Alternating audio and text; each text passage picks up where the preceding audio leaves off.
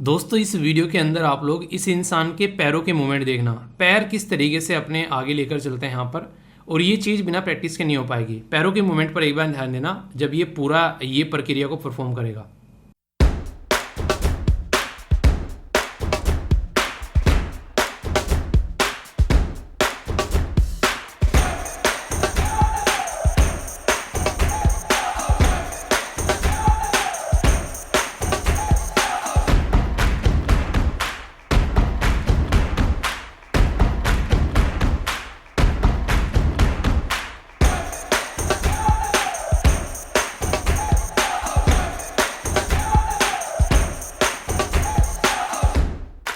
किसी भी चीज़ की जब आप लोग इस लेवल पर आकर प्रैक्टिस करते हो कि वो पर्टिकुलर लेवल जो है लोग देखकर भी ये सोचने लगे कि यार कैसे कर लिया इस इंसान ने, तो उसको नॉर्मली लोग जो है वो जादू मानने लगते हैं।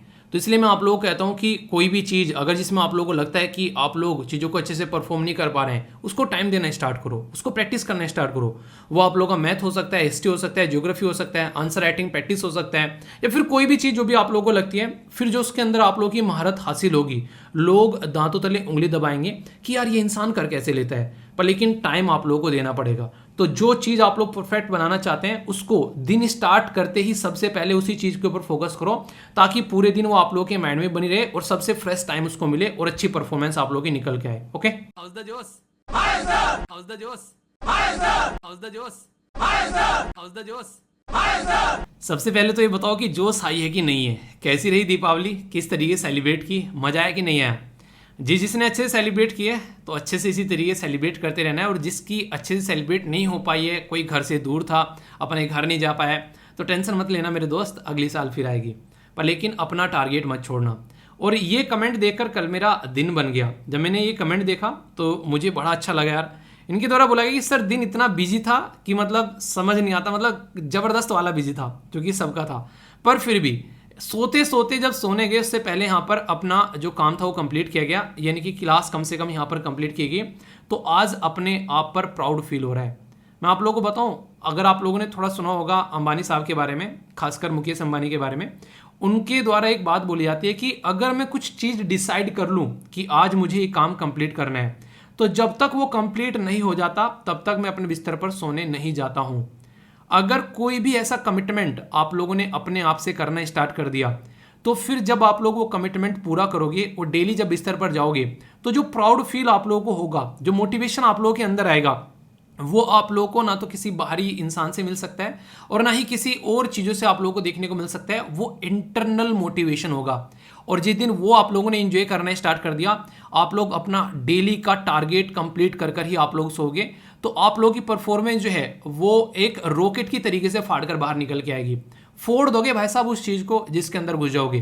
पर लेकिन ये एक ऐसी चीज़ है जो कि आप लोगों को डिसिप्लिन में आकर आप लोगों को डेली प्रैक्टिस करनी पड़ेगी। डेली आप लोगों को लगेगा आज रहने देते हैं, आज क्या यार आज छोड़ देते हैं, वो फीलिंग डेली आएगी। पर लेकिन रियलिटी में बता रहा हूँ, ये फीलिंग को साइड में रखते हुए अगर आप लोग बोलो कि नहीं जो बोल दिया वो करके सोना है, कमिटमेंट किसी और से नहीं अपने आप से किया था, फिर देखो कितना मजा आता है। इसीलिए कहता हूँ डेली सोने से पहले अपना शेड्यूल बना लिया करो कि आज का दिन कैसा होने वाला है। शेड्यूल बना लिया आज का दिन कैसे चलने वाला है, किस किसने बनाया है। और शाम को बिस्तर पर जाने से पहले टिक लगाया करो कि ये काम पूरा हो गया, ये पूरा हो गया, ये पूरा हो गया, ये पूरा हो गया। ये जो टिक लगाने में मजा आता है ना भाई साहब, जो डोपामाइन आप लोगों के रिलीज होंगे टिक लगाने में, वो आप लोगों के द्वारा परफॉर्म किए गए काम होंगे और आप लोग खुद टिक लगा रहे होंगे। भाई साहब वो जो मजा आने वाला है ना यहाँ पर, वो किसी चीज़ से नहीं आने वाला। मैं आप लोगों को लिख के दे रहा हूँ, नहीं मतलब समझ में आ रहा है तो उसको आप लोग एक बार इंप्लीमेंट करके देखना, आप लोगों का दिन बन जाएगा। और फिर अगले दिन के लिए आप लोग एक तरीके से रिचार्ज हो जाओगे कि कल भी ऐसा ही कुछ करना है। तो ये नेचर अपना बना लो एक बार, तो आप लोगों की ज़िंदगी जीने में भी आप लोगों को मज़ा आ जाएगा। बाकी जैसी दिवाली रही उसी सेम पैटर्न में एंजॉय करना है गोवर्धन पूजा। और अब तो गवर्नमेंट की स्कीम भी है गोवर्धन के नाम पर। बताओ किसके द्वारा लॉन्च की गई थी, कौन सी मिनिस्ट्री के अंडर में आती है गोवर्धन स्कीम। ये कई बार मैं आप लोगों को पढ़ा चुका हूँ। तो गोवर्धन बेसिकली गोबर को धन की तरीके से देखना, ये काफ़ी इंपॉर्टेंट स्कीम रिसेंटली अभी यहाँ पर लॉन्च की गई थी हमारे देश के अंदर में। तो very happy Govardhan Puja to all of you. अच्छे से एंजॉय करिएगा, मिलकर पार्टिसिपेट करिएगा। गांव में खासकर आप लोगों ने देखा होगा, हमारे घर पर भी नॉर्मली क्या होता है, वो एक पूरा गोबर का बेसिकली एक पूरा स्ट्रक्चर तैयार किया जाता है। पता है आप लोगों को मतलब घर में भी होता है ऐसा कुछ, आप लोगों ने देखा, गाँव से आता है तो आप लोगों ने नॉर्मली देखा ही होगा, ये सारी चीज़ें तैयार की जाती हैं बेसिकली। हाथ वगैरह इस तरीके से बनाए जाते हैं, मम्मी को देखा है कई बार बनाते हुए।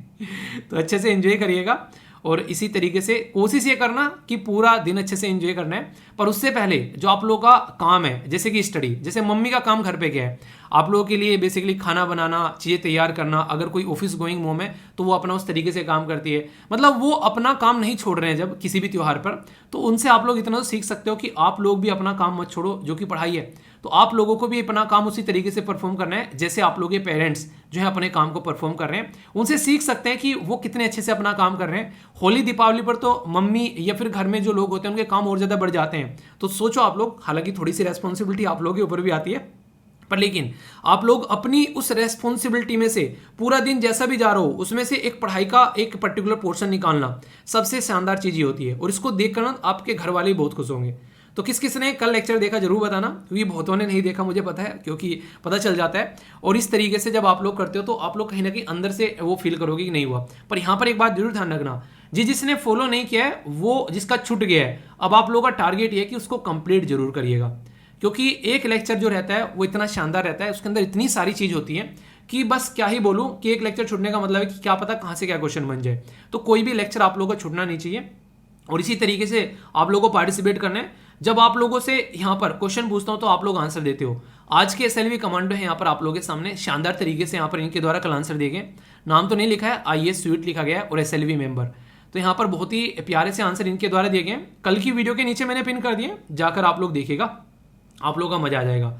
और बाकी विराट कोहली साहब के द्वारा आप लोगों की दीपावली अच्छी बनाई दी गई, तो इसलिए अच्छे से एंजॉय करते रहिए इसी तरीके से। आज एक और शानदार न्यूज़ मैं आप लोगों से डिस्कस करने वाला हूँ। इंपॉर्टेंट पर्सनैलिटी है, पहचानो कौन। देखता हूँ कौन कौन इनके बारे में यहाँ पर बताता है। बाकी मैं आप लोगों से डिस्कस तो करूँगा इनके बारे में, पर लेकिन आप लोग पहले आप लोग बता दो कि ये इंसान कौन है। इंसान ने जो है एक तरीके से बोलो कि भारत का परचम लहरा दिया है। ठीक है, परचम लहरा दिया, ठीक है। बड़ा ही शानदार, मतलब जब न्यूज़ सुनी मैंने, मतलब दिल खुश हो गया। उससे पहले यहाँ पर एक कोटेशन है, यहाँ पर एथिक्स के अंदर आप लोग इसको इस्तेमाल कर सकते हैं, आप लोगों से क्वेश्चन पूछा जा सकता है। बात की जा रही है imagination is more important than knowledge, यानी कि जो भी आप लोगों की नॉलेज है ना, उससे ज़्यादा आप लोगों की जो बेसिकली कल्पना है वो ज़्यादा महत्वपूर्ण है। क्यों? क्योंकि आप लोग जब किसी चीज़ के बारे में कल्पना करते हैं, उसके बारे में सोचते हैं, उसके बारे में फील करते हैं, तो वो चीज़ें जो हैं वो ज़्यादा पावरफुल होती है। नॉलेज तो नॉलेज है, ठीक है कि इस चीज़ के बारे में ज्ञान है, पर लेकिन नॉलेज किसी चीज़ के बारे में इमेजिनेशन बढ़ा देती है। तो इमेजिनेशन या फिर नॉलेज के बारे में कुछ लिखने के लिए आ जाए तो आप लोग यहाँ पर आइंस्टीन साहब की कोटेशन यूज़ कर सकते हैं। एक और बात बता देता हूँ, जैसे मैं बोलता हूँ ना, आप लोग अपने नाम के सामने ऑफिसर लगा लो, एसडीएम लगा लो, आईएएस आईपीएस लगा लो, तो ये आप लोगों का जो टारगेट है वो फील करने में आप लोगों को हेल्प करता है। जिस भी एग्जाम की तैयारी कर रहे हैं, कोई एसएससी की तैयारी कर रहा है तो वो अपना इनकम टैक्स ऑफिसर, कोई बैंकिंग की तैयारी कर रहा है तो वो बैंक ऑफिसर, मतलब जो भी आप लोगों को लगता है वो आप लोगों को डेली रिकॉल कराता है। जब उसकी तरफ को देखोगे कि अच्छा इसके लिए हम लोग चल रहे हैं, और वो जो रिकॉल करने की जो पावर है, वो जो इमेजिनेशन आप लोग की आते निकल कर यार बन जाएंगे तो ऐसे जिंदगी को एंजॉय करेंगे, वो पूरे दिन आप लोगों का काम करने के लिए आप लोगों को पुश करेगी। और वही सबसे पावरफुल एक ऐसा टूल है जो कि पूरे दिन आप लोगों को एनर्जेटिक बनाए रखेगा। तो जो मैं बोलता हूँ ना हाउस द जोश, वो ऐसे नहीं हवा में ही आ जाएगा निकल कर।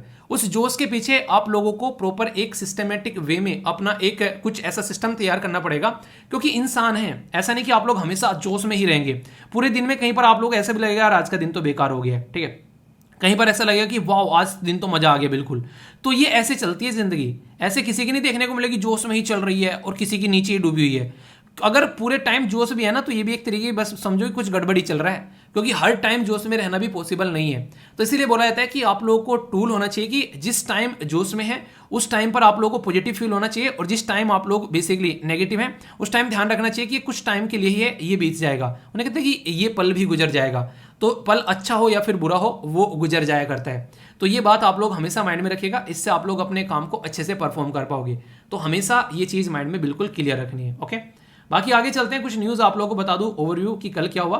वैसे अगर बात की जाए तो यहाँ पर बहुत ही अच्छी खबर आप लोगों को देखने को मिल रही है यहाँ पर कि जो ऋषि सुनक साहब है यहाँ पर, ये देश के नए प्राइम मिनिस्टर बनने जा रहे हैं। किसके? यूके के। बात की जा रही है उस यूके के बारे में जिस यूके ने हमारे ऊपर 200 साल रूल किया है। उस यूके का प्राइम मिनिस्टर अब एक इंडियन मूल का इंसान बनने जा रहा है। तो ये अपने ही आप में काफ़ी ज़्यादा खतरनाक एक तरीके से बात आप लोग बोल सकते हैं। पिछले 3 महीनों में वहाँ पर 3 प्राइम मिनिस्टर जो हैं वो चले गए। इससे पहली प्राइम मिनिस्टर कौन थी वो आप लोगों को बताना है। तो ये काफ़ी ज़्यादा खतरनाक है। बाकी पाकिस्तान के जो पीएम हैं उनका भी रास्ता थोड़ा साफ होता जा रहा है। बोला जा रहा है कि यहाँ पर पीएम जो यहाँ पर खान साहब है उनको इलेक्शन लड़ने के लिए बोला जा रहा है कि वो लड़ सकते हैं। तो इनके ऊपर भी कई सारी आशंकाओं के बादल मंडरा रहे थे। तो ये भी एक न्यूज़ थी। बाकी एक न्यूज़ केरला से निकल कर आ रही है और जिसने कोहराम मचा रखा है। केरला के गवर्नर साहब ने सारे जो भी वाइस चांसलर थे, आप लोगों को पता है स्टेट के अंदर यूनिवर्सिटीज़ होती हैं और यूनिवर्सिटीज़ के अंदर में बेसिकली जो हेड होता है वो यहाँ पर चांसलर होता है, गवर्नर। बेसिकली स्टेट यूनिवर्सिटी के अंदर में और सेंट्रल यूनिवर्सिटी के अंदर में जो हेड होता है वो होता है प्रेसिडेंट। तो यहाँ पर इनके द्वारा वाइस चांसलर के सबके इस्तीफे मांग लिए गए। तो उसके चलते काफ़ी ज़्यादा न्यूज़ में थे यहाँ पर। तो यहाँ पर ये केरला के अंदर में अभी स्पेशल जो कोर्ट है उसके द्वारा यहाँ पर रोका गया कि जब तक यहाँ पर डिसीजन न आ जाए तब तक वो अपना काम कंटिन्यू कर सकते हैं। तो उसकी वजह से यहाँ पर ये न्यूज़ थी। इसी के साथ में यहाँ पर जो प्राइम मिनिस्टर मोदी साहब के द्वारा शानदार तरीके से दीपावली सेलिब्रेट की गई हमारी आर्मी के जवानों के साथ में, वो मुझे काफ़ी अच्छा लगा। आप लोग सोचो कि एक देश के प्रधानमंत्री जो हैं वो इस तरीके से सेलिब्रेट कर रहे हैं सीमा पर जाकर, तो हमारे देश के जो सिपाही हैं जो सीमा पर रक्षा कर रहे हैं उनका मनोबल कितना हाई हो जाता होगा कि देश का जो प्रधानमंत्री है वो हमारे साथ में है। तो ये अपने ही आप में ये खासकर सारे जो प्राइम मिनिस्टर हैं आगे आने वाले भी जो भी आगे बने, तो ये कुछ ना कुछ ऐसी चीज़ें करती रहनी चाहिए जिससे कि हमारे देश की सिक्योरिटी रखने वाले जवान कम से कम उनका मनोबल हाई लेवल पर रहे।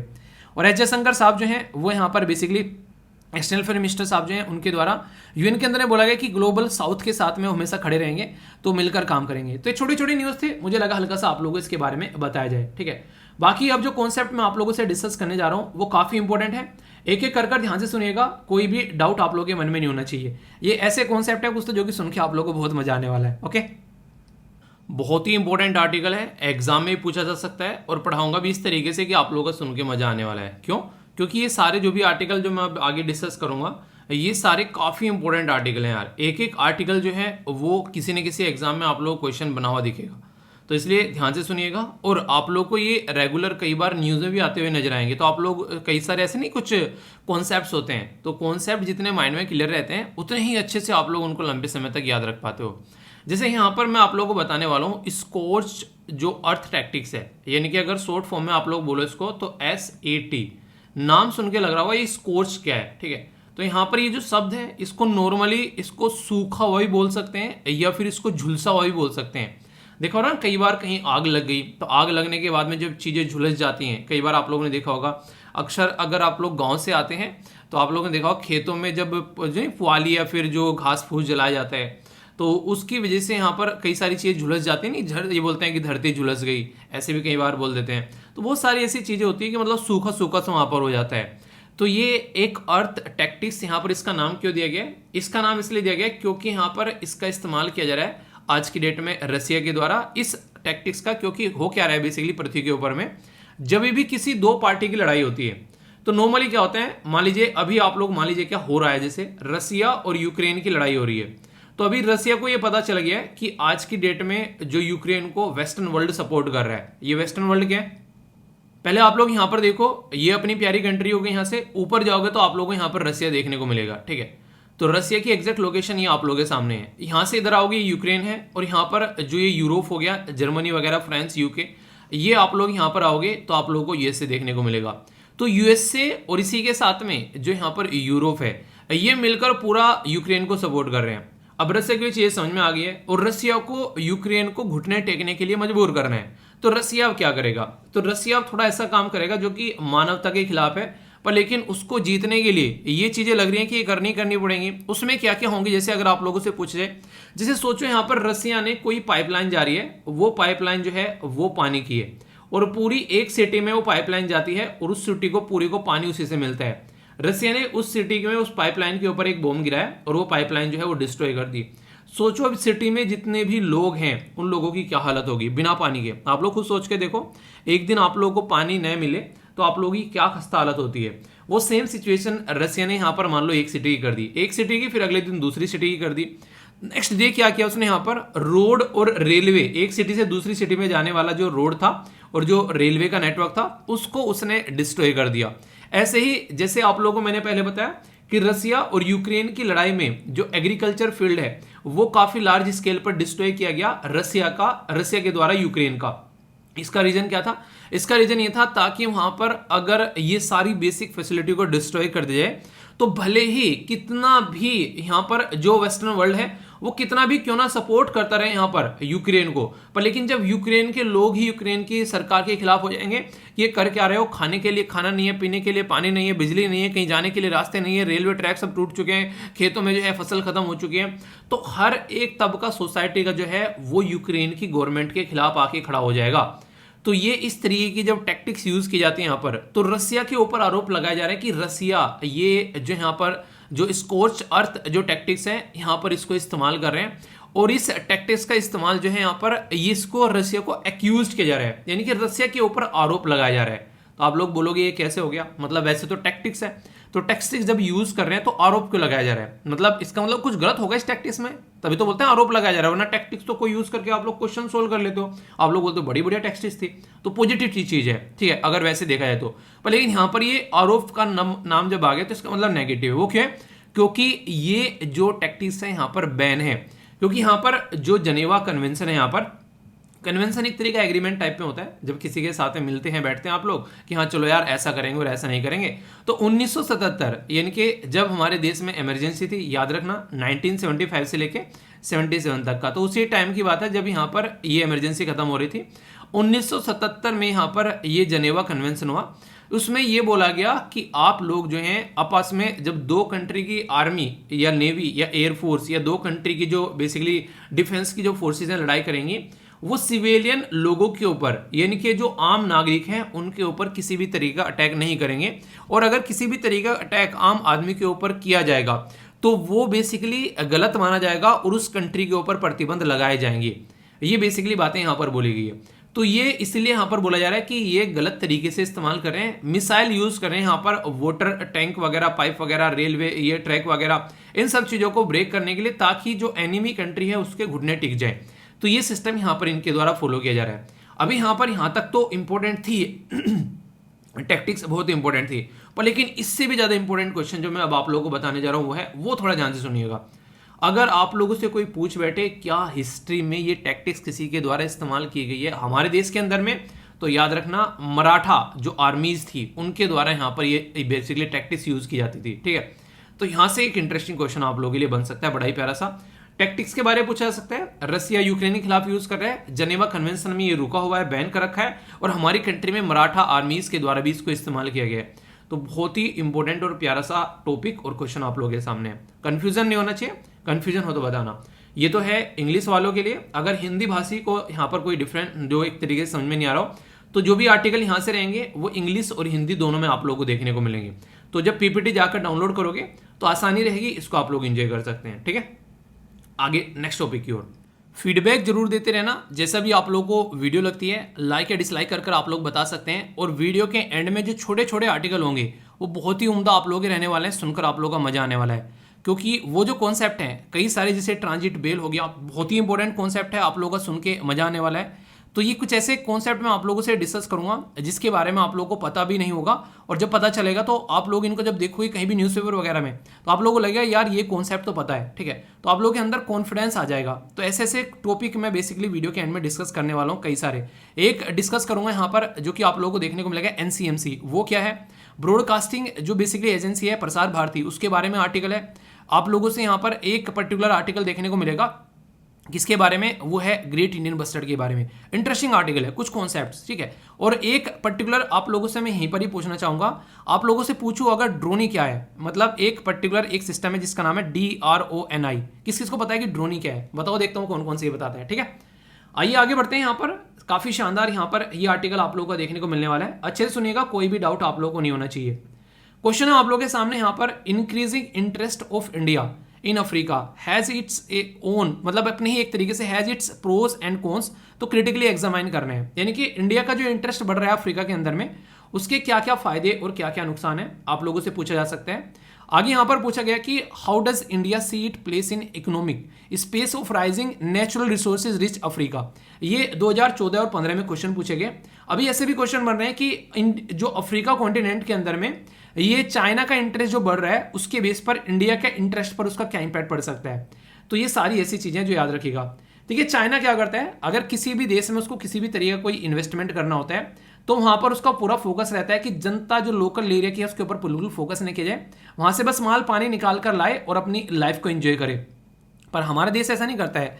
हमारा देश ह्यूमन कैपिटल फॉर्मेशन के ऊपर थोड़ा सा विश्वास रखता है, जिसके बेस पर कोई वहां पर हम लोग जाते हैं तो वहां पर हेल्थ के ऊपर फोकस करते हैं, उस देश के एजुकेशन के ऊपर फोकस करते हैं, और वहां पर अगर कोई प्रोजेक्ट लगाना होता है तो अपने देश के लोगों को भर के नहीं ले जाते हैं वहां पर हम लोग, वहीं से ही लोकल लोगों को लेते हैं, उनको ट्रेन करते हैं और लोकल फोर्स को हम लोग वहां पर इस्तेमाल करते हैं। पर चाइना इसके जस्ट अपोजिट करता है। आप लोगों ने देखा होगा यहाँ पर खासकर पाकिस्तान के अंदर भी अपने देश से लोग भर भर कर लेकर आया और वहाँ पर सारी चीज़ें जो है उसने की, तो उसकी वजह से भी काफ़ी ज़्यादा यहाँ पर दिक्कतें देखने को मिल रही थी।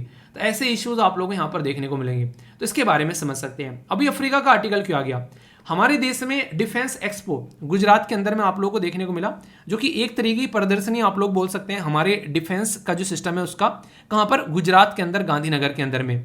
तो इसके पैरेलल में इंडिया और अफ्रीका का डिफेंस डायलॉग भी आप लोगों को देखने को मिलता है, जो कि पैरेलल में यहाँ पर आप लोगों को होता हुआ नजर आया। इसमें अफ्रीका और इंडिया की एक पार्टनरशिप रहती है कि कैसे हम लोग अलग अलग एरिया में एक दूसरे के साथ में डिफेंस और सिक्योरिटी के पॉइंट ऑफ व्यू से आगे बढ़ सकते हैं। यानी कि अफ्रीका कॉन्टिनेंट में हम लोग कहीं ना कहीं डिफेंस और सिक्योरिटी के पॉइंट ऑफ व्यू से अगर आगे बढ़ेंगे तो आप लोग सोच सकते हैं कि अफ्रीका कैसी जगह है। तो इंडियन ओशन में भी काफ़ी ज़्यादा लार्ज स्केल पर हम लोग शांति बनाकर रख सकते हैं।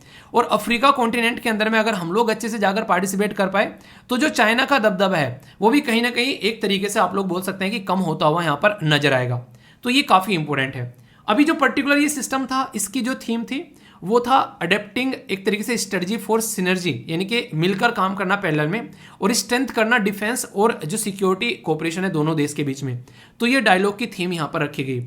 इसमें कई सारी चीज़ें हैं बेसिकली। एक तो कैसे हम लोग मिलकर एक दूसरे को कोऑपरेट कर आगे बढ़ सकते हैं, खासकर इंडिया अफ्रीका में क्या क्या सपोर्ट प्रोवाइड करा सकते हैं। बहुत सारे ऐसे एरिया हैं जहां पर हम लोग मिलकर एक दूसरे की हेल्प कर सकते हैं, और इंडिया जो है काफ़ी लार्ज स्केल पर अफ्रीका को बहुत सारे एरिया में ट्रेन कर सकता है। कैपेसिटी डिफेंस के फील्ड में काफ़ी ज़्यादा है, पार्टनरशिप कर सकते हैं। और नेचुरल डिजास्टर कल को कोई होता है, जैसे अफ्रीका के अंदर में कई सारे डिजास्टर पास्ट में देखने को मिले, तो इंडिया सबसे पहले सपोर्ट प्रोवाइड कराता हुआ वहाँ पर नजर आया। तो इंडिया डिफेंस कोऑपरेशन ये ह्यूमैनिटेरियन बेसिस पर भी है, यानी कि ऐसा नहीं हम लोग बस यहाँ पर लड़ाई की बातें करेंगे, यहाँ पर हम लोग कुछ ऐसे काम भी करेंगे जिससे कि वहाँ पर शांति बनी रखी जा सके, और कोई दिक्कत आ रही है तो वहाँ पर उसका सोल्यूशन भी निकाला जा सके। और आगे आने वाले टाइम में इसमें काफ़ी अच्छे से एक्सपर्ट भी इंक्लूड किए जा रहे हैं ताकि सिचुएशन को यहाँ पर सुधारा जा सके। क्योंकि जब हम लोग बात करते हैं अफ्रीका की, तो बहुत सारे ऐसे एरिया हैं अफ्रीका के अंदर में जहाँ पर अच्छा खासा पार्टिसिपेशन देखने को मिलता है, और बहुत सारा लोन और असिस्टेंस हम लोग प्रोवाइड कराते हैं। मतलब लोन तो होता है जो हमको वापस मिल जाता है, और असिस्टेंट वो होता है जो बेसिकली हम लोग एक तरीके से सपोर्ट प्रोवाइड कराते हैं किसी पर्टिकुलर पर्पज के लिए, ठीक है। यानी कि एक तरीके से वापस नहीं चाहिए, ठीक है, आप लोग एंजॉय कर लो। एक बात बताऊं आप लोगों को, अगर आज की डेट में आप लोग किसी इंसान के साथ में अपने रिलेशन अच्छे रखना चाहते हैं ना, और आप लोगों को लगता है बहुत अच्छे रिलेशन है, कभी भी उस इंसान को उधार मत देना पैसे। ये बात ध्यान रखना, उस इंसान को पैसे उधार मत देना। जिस दिन आप लोग पैसे उधार दे दोगे उस दिन ये समझो कि आप लोगों ने अपनी जो दोस्ती थी उसके ऊपर आप लोगों ने कटाक्ष कस दिए, यानी कि आप लोगों ने वो दोस्ती बर्बाद कर ली। तो क्या बिल्कुल ही पैसे नहीं देने चाहिए? क्या चाहे मर जाए सामने वाला, बिल्कुल भी हेल्प नहीं करनी चाहिए। हेल्प करनी चाहिए, पर लेकिन उस तरीके से हेल्प करनी चाहिए कि आप लोगों को लगे कि एक तो इंसान के पास में मर रहा है, इसके अलावा उसके पास में कोई सोल्यूशन नहीं है, उसको इंसान को आप लोगों को बचाना है। ऐसे नहीं कि वो कपड़े खरीदने जा रहा है, मूवी देखने जा रहा है, पैसे दे दो, सिगरेट पीने जा रहा है, पैसे दे दो। तो ये सारी चीज़ें आप लोगों को नहीं करनी है। मेरे दोस्त के साथ में इसके ऊपर काफ़ी बहस हो गई थी, सिगरेट पीना था, बोला कि पैसे दे दो, मैंने कहा सिगरेट के लिए तो बिल्कुल नहीं दूंगा। तो यानी कि एक तरीके से आप लोग भले ही बहस कर लो पर लेकिन पैसे मत दो, ठीक है। बल्कि आज भी कभी मिलता है तो वो ये बात रिकॉल कर देता है कई बार, कह रहा है कि याद है सिगरेट के लिए पैसे मांगे थे, तूने मना कर दिए थे। समझ रहे हो आप लोग ये चीज़ें।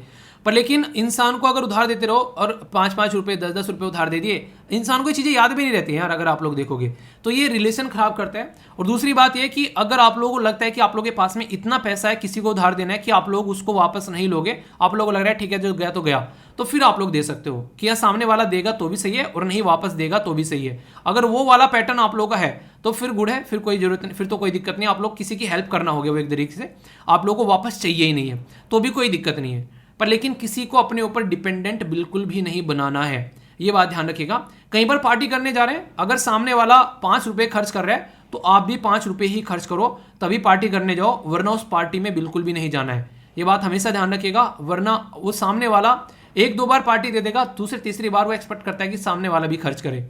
ये सारी वो चीज़ें हैं जो आप लोगों की यारी दोस्ती रिलेशनशिप को एक अच्छे डायरेक्शन में लेकर चलने की कोशिश करता है। और खासकर लड़कियों के बारे में अगर बात की जाए तो लड़कियां भी यहाँ पर एक तरीके से इसी तरीके से पैटर्न को फॉलो कर सकती हैं कि अगर किसी के साथ में यारी दोस्ती है तो ये सोचे कि यहाँ पर वो कितना खर्च कर रहा है सामने वाला, तुम भी उतना ही खर्च करो, वरना सामने वाले के साथ में जाना ही नहीं है। इससे इज्जत बनी रहती है इंसान की। आप लोग ये चीज़ें अभी से ही जिंदगी में लेकर आओगे ना तो आगे बहुत लार्ज स्केल पर काम आने वाली है। ओके, तो ये एक बच्चे के द्वारा बोला गया था, सर दोस्त के साथ में ऐसी चीज़ें खराब हो गई हैं, तो इन चीज़ों को थोड़ा सुधार सकते हो आप लोग अपने नेचर में चेंज लाकर। इंडिया जो है यहाँ पर लोन वगैरह प्रोवाइड कराता है लगभग 12.3 बिलियन का अफ्रीका को, और यहाँ पर जो पर्टिकुलर लगभग 700 मिलियन का ग्रांट असिस्टेंट रहता है। ग्रांट का मतलब है कि दान में दे दिया, वापस ही नहीं चाहिए। तो इस सेकंड वाले की मैं बात आप लोगों से कर रहा था। और ऐसा नहीं एक देश में, जैसे यहाँ पर गाम्बिया हो गया, जिम्बाब्वे, इसी के साथ में मॉरिशस, ये यहाँ पर नामीबिया, साउथ सुडान, ये अलग अलग रीजन में कहीं पर कोई नेशनल असेंबली बिल्डिंग बढ़ाई जा रही है, फूड प्रोसेसिंग, वाटर एग्रीकल्चर पे काम किया जा रहा है, कहीं हाइड्रो पावर प्रोजेक्ट लगाए जा रहे हैं, कहीं आप लोगों को यहाँ पर देखने को मिलेगा नया सुप्रीम कोर्ट, नया हाउसिंग या मेट्रो एक्सप्रेस, इसी के साथ में कहीं पर आईटी वगैरह से रिलेटेड चीजें लगाई जा रही हैं, ट्रेनिंग एजुकेशन प्रोवाइड कराई जा रही है। कोविड-19 के टाइम पर 32 अफ्रीकन कंट्री को 150 टन मेडिसिन असिस्टेंट हमारे द्वारा दिया गया। तो ये एक तरीके का सपोर्ट प्रोवाइड कराता है जब यहाँ पर कोई देश जो होता है वो दिक्कत में रहता है। तो इससे इंडिया और अफ्रीका के जब रिलेशन के बारे में आप लोग बात करते हो तो वो अलग अलग डायरेक्शन में आप लोगों को रिलेशन यहाँ पर नजर आएंगे। जैसे कि ह्यूमन रिसोर्सेज के मामले में बातें करें तो हम लोग अफ्रीका के अंदर में स्कॉलरशिप प्रोवाइड कराते हैं कई सारे देशों के अंदर में, ठीक है। इस तरीके से आप लोग समझ सकते हो, वहां पर एजुकेशन सिस्टम को इंप्रूव करते हैं। ई विद्या भारती आप लोगों को देखने को मिलेगा यहाँ पर, या फिर ई आरोग्य भारती यहाँ पर। तो एजुकेशन के सिस्टम को यहाँ पर इस तरीके से हम लोग सुधार रहे हैं, या फिर टेली एजुकेशन और टेली मेडिसिन। तो आप लोगों को देखने को मिलेगा 2015 में जो इंडिया अफ्रीका फोरम समिट थी यहाँ पर, उसमें हमारे द्वारा लगभग 50,000 के करीब स्कॉलरशिप यहाँ पर दी गई। तो इस तरीके से समझ सकते हैं। रिलीफ मेजर ऑपरेशन चलाए जाते हैं, कई सारे सहायता, यहाँ पर साइक्लोन आया उसके तरह मोजाम्बिक में बहुत ही ज्यादा सपोर्ट प्रोवाइड कराई गई। वनीला ऑपरेशन ये काफी इंपॉर्टेंट है मेडागास्कर का, इसके बारे में जाकर पढ़ना। फ्लड के टाइम पर 2020 में हमारे द्वारा सपोर्ट प्रोवाइड गई। मॉरिशस के अंदर में भी कई बार हमारी सपोर्ट इसी तरीके से जा चुकी है। और इंटरनेशनल सोलर अलायंस के बारे में आप लोगों को बताइए, अफ्रीका काफी बड़ा पार्ट है, इसके अंदर में कई सारी कंट्री आती है क्योंकि इक्वेटर जो है वो अफ्रीका से होकर गुजरता है। और इंटरनेशनल सोलर अलायंस की थीम ही यही है कि उन देशों को साथ में लेकर चलना जहां पर सूरज जो है वो छिपता नहीं है। ऐसे आप लोग समझ सकते हो, ठीक है। नेक्स्ट बात करें तो ट्रेड और इकोनॉमी के बारे में बात की जा रही है। तो ट्रेड और इकोनॉमी के बायलैटरल इन्वेस्टमेंट या फिर ड्यूटी फ्री जो यहाँ पर प्रेफरेंस होते हैं वो अलग अलग कंट्री को यहाँ पर दिए जाते हैं, जिससे आप लोग यहाँ पर चीज़ों को देख सकते हैं। तो यहाँ पर हर लेवल पर हम लोग एक दूसरे के साथ में मिलकर काम करते हैं। तो यहाँ पर कल को चलकर अगर मान लीजिए रिसोर्सेज बहुत ज़्यादा है यहाँ पर अफ्रीका के अंदर में, चाइना अगर घुस गया, चाइना अब रिसोर्सेज निकाल के लेके जा रहा है, तो इससे क्या होगा, इससे ये होगा कि हमारा जो यहाँ पर एक दबदबा था वो कहीं ना कहीं घटना स्टार्ट हो जाएगा। और चाइना वहाँ पर, चाइना देखिए हमारे प्रोजेक्ट में और चाइना में पता है डिफरेंस क्या है। चाइना आता है झटमंगनी पट बिहा करके निकल लेता है, पर लेकिन हमारे जो प्रोजेक्ट होते हैं वो बेसिकली कैचवे वाली या फिर कच्चे वाली चाल पर चलते हैं।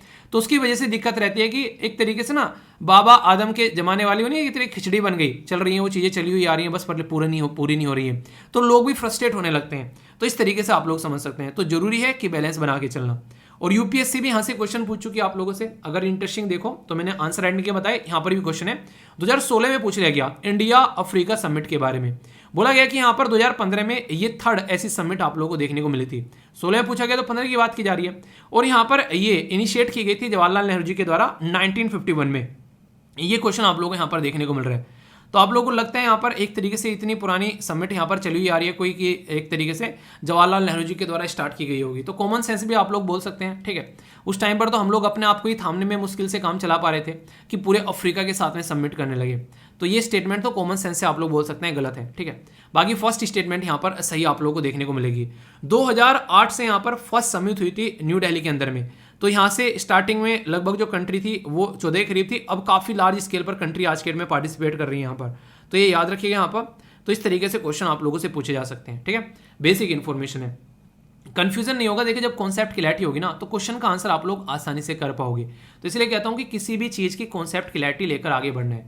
नेक्स्ट यहाँ पर बात की जा रही है किसके बारे में, बात की जा रही है बेसिकली, ये काफ़ी इंपॉर्टेंट है, याद रखिएगा। ये इससे क्वेश्चन भी आप लोगों से पूछा जा सकता है। ये यहाँ पर बात की जा रही है गांधीनगर डिक्लेरेशन के बारे में, इंडिया अफ्रीका जो समिट है उससे रिलेटेड क्वेश्चन अगर आप लोगों से पूछे तो इसमें क्या क्या फोकस किया जा रहा है। इंपावरमेंट एंड कैपेसिटी, जो यहाँ पर कैपेबिलिटी जो बिल्डिंग होती है वो उसके बारे में बात की जा रही है। एक तरीके से कैपेबिलिटी एक बिल्ड करना, तो सामने वाले को उसके पैरों पे खड़े करने वाली बात होती है डिफेंस के फील्ड में। पार्टिसिपेट करना एक्सरसाइज में, और ह्यूमैनिटेरियन असिस्टेंस प्रोवाइड कराना। तो ये सारी चीज़ें आप लोगों को यहाँ पर देखने को मिलेगी। यानी कि हम लोग यहाँ पर लोगों को इंपावर भी कर रहे हैं हर तरीके से। तो इसका नाम गांधीनगर डिक्लेरेशन दिया गया। क्यों? क्योंकि डिफेंस एक्सपो जो है वो गांधीनगर में हो रहा था। तो आंसर क्या हो गया? आंसर यहाँ पर डी हो गया। तो थीम भी बताई थी आप लोगों को, और ये गांधीनगर डिक्लेरेशन और ये सारी चीजें आप लोगों के सामने है। तो कंफ्यूजन नहीं होना चाहिए, टॉपिक को ऐसे तैयार करो कि हर एक लेवल पर तैयार हो जाए। अब यहाँ पर ह्यूमैनिटेरियन के बारे में बात करी, एनर्जी के बारे में, ट्रेड एंड इकोनॉमी के बारे में, और यहाँ पर आप लोगों को डिफेंस के बारे में, गांधीनगर डिक्लेरेशन के बारे में डायरेक्ट क्वेश्चन पूछ लेंगे। गांधीनगर डिक्लेरेशन किस पर्टिकुलर कंट्री के साथ में या किस पर्टिकुलर ग्रुप के साथ में है? तो आप लोग बोलोगे क्वेश्चन कहाँ से आ गया? तो भाई साहब यहाँ से आ गया। थोड़ा सा भी ध्यान से सुनोगे, एग्जाम में क्वेश्चन छूटने नहीं दूंगा, बस आप लोगों को थोड़ा सा ध्यान रखना है, ठीक है। तो यहाँ पर करंट अफेयर और इसी के साथ में स्टैटिक पोर्शन यहाँ पर आप लोगों को देखने को मिलता है। ये करंट अफेयर नहीं होता है, ये सारा बैकग्राउंड की इन्फॉर्मेशन स्टैटिक पोर्शन है, इसीलिए लेक्चर लेंथी होता है। करंट अफेयर तो वरना आधे पौने घंटे में पढ़ाकर इंसान निकल लेगा, उसमें कुछ नहीं है, पर बैकग्राउंड इन्फॉर्मेशन जो बताई जाती है उसमें सब कुछ है आप लोगों को। तो ये चीजें आप लोग ध्यान रखिएगा, तो ढंग से चीजों को लेकर चलना है, कॉन्सेप्ट क्लैरिटी के साथ में। क्वेश्चन के आंसर जरूर दिया करो, अच्छा लगता है। पीडीएफ लेक्चर की टेलीग्राम से जाकर डाउनलोड कर सकते हैं, आप लोगों को मिल जाती है टेलीग्राम पर सारी पीडीएफ यहाँ पर, ठीक है। जो भी आप लोगों को चाहिए यहाँ पर सारी पीडीएफ आप लोगों को मिल जाएगी। तो कोई भी डाउट हो तो उसको आप लोगों को दूर करते हुए आगे बढ़ना है, ओके। और इसी के साथ में यहाँ पर आंसर राइटिंग ग्रुप में डेली 2 क्वेश्चन तो मिनिमम रहती हैं, 3 या 4 भी हो जाते हैं। आप लोगों को एटलीस्ट 2 क्वेश्चन लिख सकते हैं, या फिर एक तो कम से कम जरूर लिखेगा आंसर राइटिंग ग्रुप में यहाँ पर, ठीक है। तो ये आप लोग देख सकते हैं, बहुत सारे बच्चे रेगुलर पार्टिसिपेट कर रहे हैं, अच्छे से आंसर दे रहे हैं। आप लोग भी पार्टिसिपेट यहाँ पर कर सकते हैं और एक दूसरे का आंसर रिव्यू कर सकते हैं। इससे क्या होगा, आप लोग अपनी भी गलती पकड़ पाओगे और सामने वाले को भी बेसिकली थोड़ा समझ पाओगे। तो ऐसे चीजें लेकर चलिए, कोई भी कंफ्यूजन नहीं होना चाहिए, जहां कंफ्यूजन होगा उसको दूर करके आगे बढ़ना है, ओके। बहुत ही इंपॉर्टेंट और ये भी काफी प्यारा टॉपिक है। नॉर्मली जब बात करते हैं हम लोग डिजास्टर मैनेजमेंट के बारे में, तो डिजास्टर का मतलब क्या होता है? डिजास्टर का मतलब होता है आपदा, यानी कि कहीं सुनामी आ गई, कहीं पर अर्थक्वेक यानी कि एक तरीके से भूकंप आ गया, बाढ़ आ गई कहीं पर, तो बहुत सारे लोगों की जान जाती है। तो डिजास्टर, कोई भी ऐसी आपदा, उसको मैनेज करना होता है डिजास्टर मैनेजमेंट। और ये पर्टिकुलर टॉपिक है आप लोगों के यूपीएससी के सिलेबस के अंदर में कि डिजास्टर को कैसे मैनेज करना है। क्योंकि कल को चलकर आप लोग कहीं पर कोई डीएम बनोगे, ठीक है, किसी भी पर्टिकुलर एरिया में आप लोग एसडीएम बनोगे, तो ये सारी आप लोग की रेस्पॉन्सिबिलिटी रहेगी। इंटरेस्टिंग चीज बताऊं, जो यहाँ पर national disaster management authority, state disaster management authority और डिस्ट्रिक्ट डिजास्टर मैनेजमेंट अथॉरिटी भी होती है। तो डिस्ट्रिक्ट वाली के जो हेड होते हैं वो डीएम होते हैं, ठीक है, ये काफी इंपॉर्टेंट है। बाकी स्टेट वाली के और सेंटर वाली के हेड कौन होते हैं ये आप लोगों को बताना है, देखता हूं किस किसको याद है, ठीक है। अभी यहां पर जो बताने जा रहा हूं ध्यान से सुनिएगा। देखिए नॉर्मली जब आप लोग यूपीएससी के थ्रू सिलेक्टेड होकर जाते हो, तो जो कैबिनेट सेक्रेटरी की जो पोस्ट होती है वो एक हाईएस्ट पोस्ट मानी जाती है, ठीक है, कि इंसान कैबिनेट सेक्रेटरी बन गया। तो ये जो नेशनल क्राइसिस मैनेजमेंट कमेटी है, इसको हेड किया जाता है कैबिनेट सेक्रेटरी के द्वारा, यानी कि जो हाईएस्ट डिसीजन मेकिंग बॉडी है उस पे बैठेगा वो इंसान जाकर, और वो यहाँ पर इन चीजों को मैनेज करेगा। अब यहाँ पर मैं क्यों डिस्कस कर रहा हूँ, आप लोगों से डिस्कस कर रहा हूँ यहाँ पर एक साइक्लोन के बारे में। साइक्लोन जिसका नाम यहाँ पर सित्रांग आप लोगों को देखने को मिलेगा। सितांग बेसिकली आर साइलेंट है, याद रखिएगा, और ये बे ऑफ बंगाल वाली साइड में आप लोगों को नजर आ रहा है। मतलब जैसे आप लोग मैप में जाएंगे और अपनी कंट्री को देखेंगे, इधर अरेबियन सी है यहाँ पर बेसिकली लेफ्ट साइड में, और राइट साइड में बे ऑफ बंगाल है। मैक्सिमम साइक्लोन आप लोगों को बे ऑफ बंगाल वाली साइड में देखने को मिलते हैं। तो ये वाला साइक्लोन भी बे ऑफ बंगाल वाली साइड में यहाँ पर एक तरीके से बात की जा रही है इसके बारे में। तो उसके लिए कैसे प्रिपेयर हम लोगों को रहना है, उसके लिए यहाँ पर जो नेशनल क्राइसिस मैनेजमेंट कमेटी है, जो चेयरमैनशिप अंडर कैबिनेट सेक्रेटरी, वो रिव्यू कर रही है कि हम लोग तैयार कितने हैं कि कल को चलकर अगर कोई कैलेमिटी यानी कि कोई डिजास्टर यहाँ पर आता है किसी भी तरीके से, यहाँ पर उससे कैसे राहत पानी है और कैसे कोऑर्डिनेट करना है एक दूसरे के साथ में। सोचो जब यहाँ पर कोई बाढ़ आ जाती है, कोई अर्थक्वेक आता है, तो सड़कें टूट जाती हैं, खंबे टूट जाते हैं, कई सारी और जो व्यवस्था है, इससे बिजली जो है वो बिल्कुल आना बंद हो गई। अगर कल को चलकर वहां पर दवाई, जैसे दवाई हो गया या फिर खाने पीने के दूध, अंडा, ब्रेड वगैरह, ये सारी चीजें होगी, ये सब चीजें भी पहुंचना बंद हो जाती है किसी पर्टिकुलर रीजन के अंदर में। तो जब ऐसी चीजें यहाँ पर देखने को मिलती हैं तो वो पर्टिकुलर रीजन जो है वो बिल्कुल अस्त व्यस्त हो जाता है। तो कैसे उस रीजन को सही तरीके से सपोर्ट प्रोवाइड कराना है, उसके लिए यहाँ पर एक सिस्टम होना चाहिए, और ये काम किया जाता है सारा होम मिनिस्ट्री के अंडर में। इसीलिए इसका नाम रखा गया गृह मंत्रालय। क्यों? क्योंकि घर के अंदर सारी चीज उधारेगा ये, ताकि लोग जो है वो खुशी में रहे, अच्छे से एंजॉय करें। तो इसलिए यहाँ पर जो नेशनल क्राइसिस मैनेजमेंट कमेटी है, ये मिनिस्ट्री ऑफ होम अफेयर, और इसी के साथ में ये एक इंटीग्रल पार्ट है यहाँ पर नेशनल डिजास्टर मैनेजमेंट सिस्टम का। जो मैंने अभी बताया, यहाँ पर हर एक लेवल पर आप लोगों को ये सिस्टम देखने को मिलेगा। तो बेसिक ये चीजें हैं जो आप लोगों को पता होना चाहिए। और जैसा मैंने बताया कि पूरा टॉपिक है नेशनल डिजास्टर मैनेजमेंट, तो ये सारी चीजें आप लोगों से क्वेश्चन की फॉर्म में ही पूछी जाती हैं, ठीक है। इंपॉर्टेंट था, कंफ्यूजन नहीं होना चाहिए। हिंदी में भी सारी चीजें हैं, अगर देखोगे तो अच्छे से एक एक पॉइंट समझ में आ जाएगा। ओके, जहां भी कोई डाउट लगे पूछा करो, अगर यहाँ से भी बिना एक तरीके से पूछे या फिर डाउट लेकर चले गए तो वही बात होगी, यार क्या ही फायदा हुआ आने का। ठीक है, तो अच्छे से डाउट क्लियर करके जाना है। ओके, इंटरेस्टिंग और बड़ा ही प्यारा टॉपिक है और थोड़ा सा डिफरेंट टॉपिक है ये। ऐसा क्यों बोल रहा हूँ? ऐसा इसलिए बोल रहा हूँ क्योंकि अगर आप लोगों ने अगर थोड़ा सा बेसिकली चीज़ों को समझने की कोशिश की होगा कि हमारे देश में जो भी न्यूज़ प्रस्तुत की जाती है, या तो आप लोगों को देखने को मिलता है ऑल इंडिया रेडियो, ठीक है, या आप लोगों को देखने को मिलता है PIB प्रेस इन्फॉर्मेशन ब्यूरो, आप लोगों ने सुना होगा RS TV, जो कि नाम चेंज करके यहाँ पर अभी संसद TV हो गया है। ठीक है, तो ये चीज़ें देखने को मिलती हैं। तो गवर्नमेंट के द्वारा यहाँ पर कुछ ऐसे सोर्सेज है जिनके द्वारा ये इन्फॉर्मेशन प्रोवाइड कराई जाती है।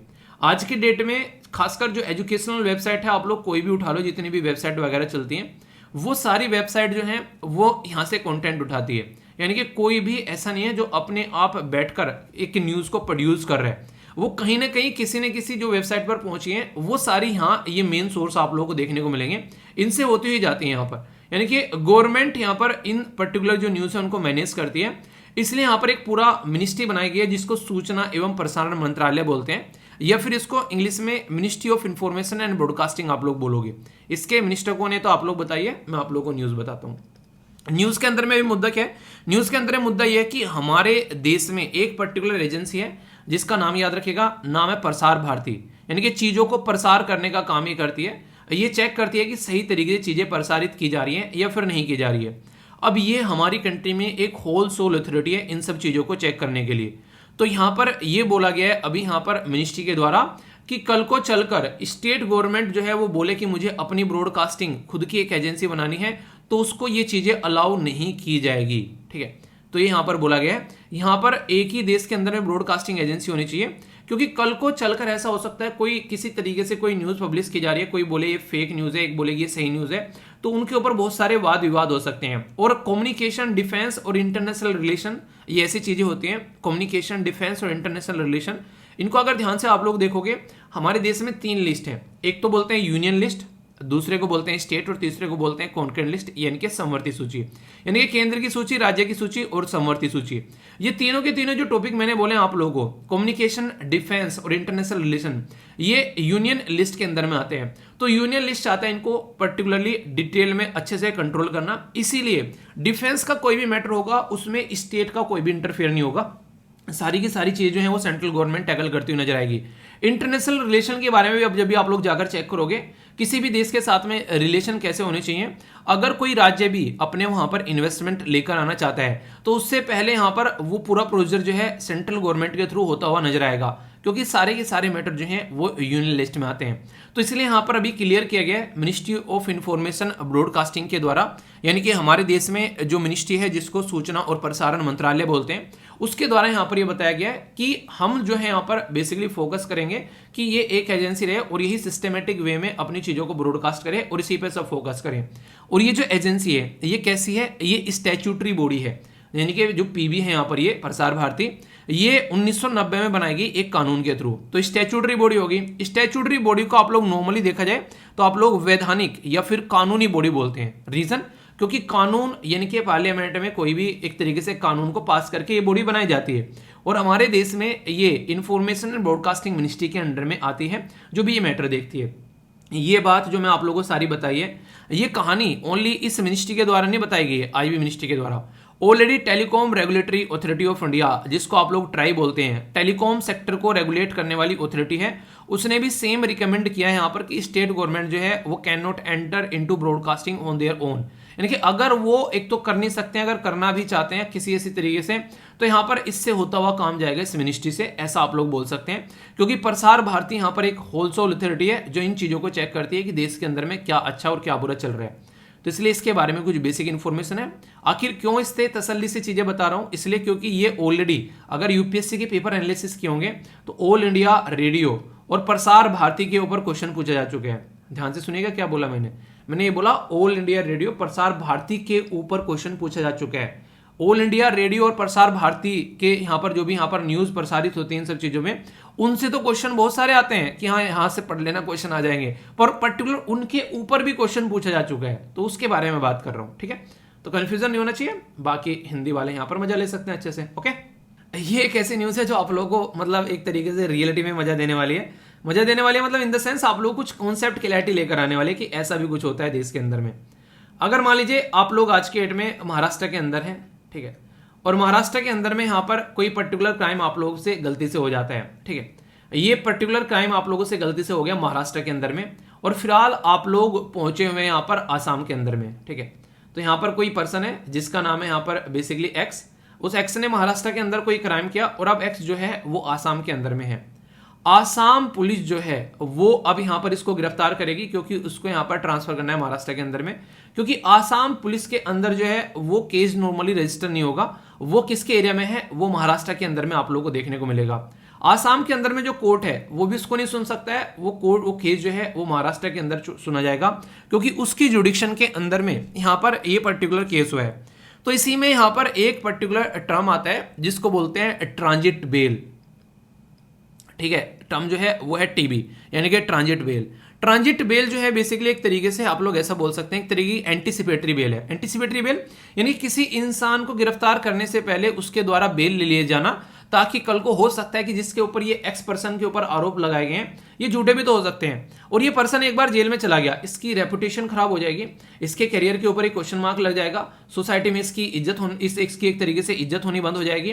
तो इसलिए एक कॉन्सेप्ट लाया गया जिसको बोला गया है एंटीसिपेटरी बेल। पर लेकिन जब ये एंटीसिपेटरी बेल उस पर्टिकुलर एरिया के कोर्ट के द्वारा न दी जाए जिस एरिया में कोई क्राइम हुआ है, ये दूसरे एरिया के कोर्ट के द्वारा दे दी जाए, जैसे कि आसाम का कोर्ट यहां पर दे, तो जबकि इसकी आसाम के कोर्ट की इस केस के ऊपर कोई जुडिक्शन भी नहीं है, पर लेकिन इंसान वहां पर पकड़ा जा रहा है, तो इसलिए वहां पर उसको बेल मिल रही है, तो इसलिए यहां पर इसको ट्रांजिट बेल के नाम से यहां पर जाना जा रहा है। ट्रांजिट बेल या फिर यहां पर ट्रांजिट एंटीसिपेटरी बेल या फिर प्री अरेस्ट बेल भी इसको बोला जा रहा है। तो ये सारा का सारा कॉन्सेप्ट जो मैंने आप लोगों को बताया, ये सारा का सारा कॉन्सेप्ट क्यों यहां पर आखिर फॉलो किया जा रहा है, इसलिए फॉलो किया जा रहा है क्योंकि जब आप लोग संविधान के अंदर में जाते हो तो पार्ट 3 के अंदर में आप लोगों को एक पर्टिकुलर बेसिकली सिस्टम रखा गया हमारे देश में जिसको बोलते हैं फंडामेंटल राइट। फंडामेंटल राइट मतलब यानी कि हमारे मौलिक अधिकार। उस मौलिक अधिकार में एक है जिसको बोलते हैं आप लोग पर्सनल लिबर्टी। पर्सनल लिबर्टी मतलब व्यक्तिगत स्वतंत्रता, तो वो वहां पर रखा गया है। तो व्यक्तिगत स्वतंत्रता कम से कम इतनी तो है कि जब तक प्रूफ नहीं हुआ है कि हाँ इसी इंसान ने यहाँ पर कोई ऐसी हरकतें की है, एटलीस्ट उसको कुछ ना कुछ तो यहाँ पर सॉल्यूशन मिलना चाहिए ना, तो उसी सॉल्यूशन के बारे में यहाँ पर बात की जा रही है। तो इसलिए यहाँ पर ये ट्रांजिटरी बेल का कॉन्सेप्ट निकल कर आता है। अगर आप लोगों ने लास्ट ईयर या फिर लास्ट टू लास्ट ईयर के 2 साल के क्वेश्चन पेपर उठा के देखे होंगे, तो वहां पर ऐसे ऐसे कॉन्सेप्ट के ऊपर यूपीएससी ने क्वेश्चन पूछे हैं, यानी कि थोड़ा सा अंदर घुसकर क्वेश्चन पूछे हैं। तो इसलिए ऐसे कॉन्सेप्ट्स के ऊपर अगर आप लोगों के क्वेश्चन आ रहे हैं तो कंफ्यूजन आप लोगों को नहीं होना चाहिए। तो आप लोगों से ऐसे क्वेश्चन पूछे जाएंगे तो आप लोग अगर कॉन्सेप्चुअल क्लैरिटी है तो ही उन क्वेश्चन के आंसर आप लोग दे पाओगे, यानी कि आप लोग रियलिटी में उनको समझते हो तो ये आंसर दे पाओगे। तार तुक्का मार मुक्का वाली जो टेंडेंसी है वो यहाँ पर नहीं चलने वाली है। तो ऐसी चीज़ों को थोड़ा सा ध्यान से रखना है, और ऐसे कॉन्सेप्ट ऐसे हैं कि एक बार माइंड में क्लियर हो जाएंगे तो समझ में भी आ जाएंगे, अच्छा यार ये ऐसा हो रहा है। और ये शब्द ऐसे है ना, आप लोगों को बेसिकली ये एंटीसिपेटरी बेल हर दूसरे तीसरे दिन न्यूज़पेपर में देखने को मिल जाता है, क्योंकि कोई ना कोई ऐसा इंसान जो कि ठीक ठाक इंसान है उसके ऊपर आरोप लगाए जा रहे हैं, वो एंटीसिपेटरी बेल लेके बैठ जाता है कि कल को चलकर जेल में ना जाना पड़ जाए। ठीक है, कईयों को यहाँ पर लेने की कोशिश करते हैं, उनको कोर्ट खारिज भी कर देते हैं क्योंकि उनको लगता है कि ये फालतू में बदतमीजी काट रहा है, अपने आप को बचाने के लिए हरकतें इसी ने कर रखी है। ठीक है, तो ऐसे भी चीजें देखने को मिलती है, तो कई जगह उसको नहीं मिल पाती है, तो इसलिए सारी चीजें न्यूज में रहती है। बेसिक कॉन्सेप्ट ये है कि आप लोगों के माइंड में जितनी क्लैरिटी रहेगी इन टॉपिक्स को लेकर उतना ही ज्यादा अच्छा है और आप लोग अच्छे से एंजॉय कर पाओगे। ठीक है, और कल को हो सकता है मतलब ना जरूरत पड़े, पर लेकिन हो सकता है कि आप लोग के आसपास भी किसी इंसान को ऐसा जरूरत पड़ने लगे तो एटलीस्ट बता तो सकते हो कि हाँ ऐसा भी कुछ है। ये बिल्कुल ऐसी है जैसे दृश्यम मूवी, आप लोगों ने दृश्यम मूवी देखी होगी, किसी ने देखी है दृश्यम फर्स्ट, सेकंड भी आ रही है ना। ठीक, तो दृश्यम जो फर्स्ट में आप लोगों ने देखा होगा, जब वो अंकल आंटी को पुलिस वाला परेशान करता है तो उस टाइम पर वहां पर अजय देवगन आता है और वो बोलता है कि संविधान का आर्टिकल 32 हैबिस कॉर्पस जो है वो आप लोग यूज कर सकते हो, ये इस तरीके से आप लोगों को परेशान नहीं कर सकता है। ठीक है, तो वहां पर आप लोग अगर पता है फंडामेंटल आर्टिकल आप लोगों ने पढ़ रखे हैं, फंडामेंटल राइट आप लोगों ने पढ़ रखे हैं संविधान के अंदर में, तो वो एग्जाम देने के लिए नहीं है बस कि हाँ एग्जाम में दो उनको भूल जाओ। इस देश के नागरिक हो आप लोग, और इस देश के अंदर में जो कॉन्स्टिट्यूशन बनाया गया है वो आप लोग के एग्जाम के लिए नहीं बनाया गया है, वो बेसिकली बनाया गया है किसके लिए, वो बनाया गया है कि आप लोग इस देश के नागरिक हो, क्या क्या आप लोगों को यहाँ पर प्रोटेक्शन सरकार से, क्या क्या आसपास में जो लोग हैं उनको एक दूसरे को कैसे मिलकर रहना चाहिए, क्या क्या अधिकार हैं, क्या क्या आप लोगों को ड्यूटीज दे रखी है, आप लोग के क्या अधिकार क्षेत्र हैं, सरकार के क्या अधिकार क्षेत्र हैं, क्योंकि अंग्रेजों जैसा माहौल नहीं चाह रहे थे यहाँ पर कि हमारे देश में फिर से हो जाए कि जनता के बारे में कोई सुने ही ना। तो इसलिए उस पॉलिटी को जब भी पढ़ाता हूँ ना, हमेशा एक बात आप लोगों ने फोकस की होगी, मैं हमेशा ये बताता हूँ कि इसको ऐसे नहीं पढ़ना है कि एग्जाम के लिए पढ़ना है, उसको हमेशा ऐसे पढ़ना है कि आप लोगों को इससे बहुत फायदा लेना है, क्योंकि आप लोगों को पता होना चाहिए आप लोगों के अधिकार क्या हैं। वरना कोई भी आएगा आप लोगों के साथ में कुछ भी करके चला जाएगा, आप लोगों को लगेगा यार हाँ ये कर सकता है क्योंकि इसके हाथ में पावर है। नहीं, सब जगह प्रोटेक्शन मिली हुई है आप लोगों को, पर आप लोगों को पता होना चाहिए। तो इसलिए कहते हैं जागरूक इंसान जो है बहुत ही खतरनाक होता है, और आधा ज्ञान जो होता है वो इंसान को मार के चला जाता है, क्योंकि अभिमन्यु को भी उसका आधा ज्ञान मार के चला गया था। ठीक है, अगर पूरा ज्ञान होता तो वो इंसान महाभारत की एक तरीके से दशा बदल देता। लास्ट में पता होता है कि चक्रव्यूह से बाहर कैसे निकलना है। तो इसलिए आधा ज्ञान से अच्छा तो यह कि ज्ञान ही ना हो, कि ठीक है, यानी कि एक तरीके से चीजें खत्म हो जाए, पर आधा अधूरा ज्ञान जो है वो बहुत खतरनाक होता है। तो इसलिए थोड़ा सा इन चीजों पर फोकस किया करो। ओके, आगे चलते हैं। कॉन्सेप्ट बड़ा ही अच्छा है, एक पर्टिकुलर सिस्टम के बारे में बताऊंगा। सिस्टम क्या, काउंसिल है बेसिकली, और काउंसिल एक ऐसी बॉडी होती है जहां पर बहुत सारी चीजें आप लोग डिस्कस कर सकते हैं, क्या इंप्लीमेंट करना है उसके बारे में बात कर सकते हैं। इस काउंसिल में आप लोगों को 3 पार्टी देखने को मिलेंगी। 3 पार्टी मतलब 3 लोग। 3 लोग कौन है? पहला तो आप लोगों को देखने को मिलेगा यहाँ पर बेसिकली किससे रिलेटेड है, पहले तो ये बता दूं, ये आप लोगों को स्ट्रक्चर दिख रहा है, इसका मतलब घर दिख रहा है। तो यानी कि जो भी बॉडी ऐसी जो कि घर वगैरह बनाती है, घर बनाती है, ऑफिस बनाती है, इसको रियल एस्टेट सेक्टर बोलते हैं। तो रियल एस्टेट सेक्टर के अंदर में जो यहाँ पर ये पर्टिकुलर बॉडी आप लोगों को देखने को मिल रही है, इसका नाम है यहाँ पर बेसिकली नार्डिको। ठीक है, तो जो नार्डिको है यहाँ पर, इसके अंदर 3 पार्टी आप लोगों को नजर आएंगी। पहले तो यहाँ पर जो इंडस्ट्री है, इंडस्ट्री यानी कि ये बिल्डिंग्स वगैरह बनाने वाले, जो घर वगैरह बनाने वाले, तो यहाँ पर ये बेसिकली इंडस्ट्रीज वाला जो एरिया है वो आप लोगों को देखने को मिलेगा रियल एस्टेट के अंदर का। ठीक है, दूसरा यहाँ पर कस्टमर, यानी कि घर बन गया तो आप लोगों को फ्लैट चाहिए, तो आप लोग कहीं ना कहीं जाओगे, तो आप लोग एक तरीके से कस्टमर, जो जनरल पब्लिक होती है, वो आप लोगों को यहाँ पर देखने को मिलेगी।